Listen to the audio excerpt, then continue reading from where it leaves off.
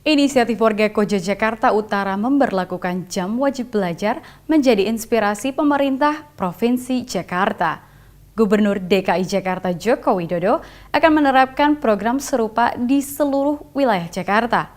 Dengan diberlakukannya program ini, anak-anak usia sekolah di Jakarta diminta untuk tidak keluar rumah di malam hari. Bagaimana penerapan program ini dan seperti apa reaksi warga Jakarta? Berikut laporannya.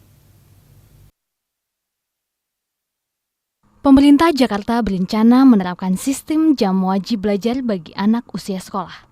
Untuk tahap pertama, uji coba akan dilakukan di 10 wilayah di Jakarta.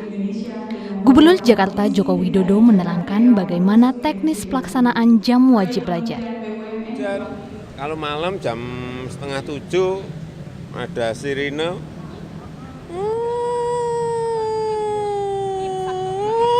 gitu.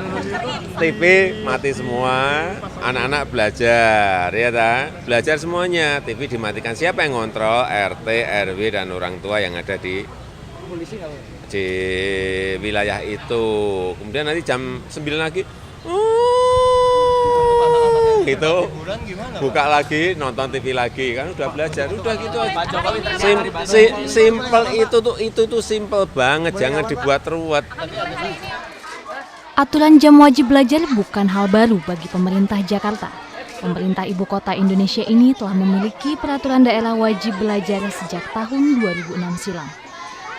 Rencana penerapan jam wajib belajar oleh pemerintah daerah menguat pasca peristiwa tabrakan yang melibatkan pengendara anak usia sekolah. Meski bakal diuji coba dalam waktu dekat, Jokowi mengaku teknis pelaksanaan belum rampung. Pemerintah daerah masih membahas mengenai sanksi bagi mereka yang melanggar. Ini baru dirumuskan, masih ada itu. Entah nanti bisa aja kan, teguran dari guru, kan bisa aja, teguran dari sekolah. Yang untuk anak-anak kan itu sudah memberikan motivasi. Tidak hanya melibatkan sekolah, Jokowi mengatakan ada kemungkinan untuk melibatkan satuan pengamanan dalam pelaksanaan jam wajib belajar.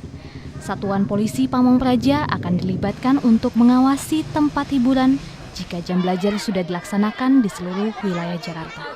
Kalau sudah menyeluruh se-Jakarta baru nanti urusannya Satpol misalnya, baru kita melibatkan itu.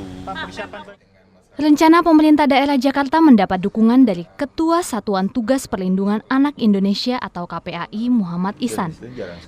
Menurut Muhammad Ihsan, penerapan jam wajib belajar akan mengurangi keberadaan anak di luar rumah pada malam hari.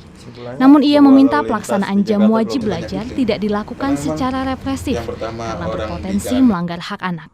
Jadi memang kami berharap pihak pemerintah tidak mendekati dengan cara-cara yang membuat anak-anak trauma. Karena tujuan kita menerapkan peraturan ini melindungi anak-anak. Nah, jika caranya membuat anak-anak takut, maka kemudian Pemda nanti akan dinilai tidak mengerti dengan perspektif pelindungan anak atau pelanggaran HAM, hak anak gitu.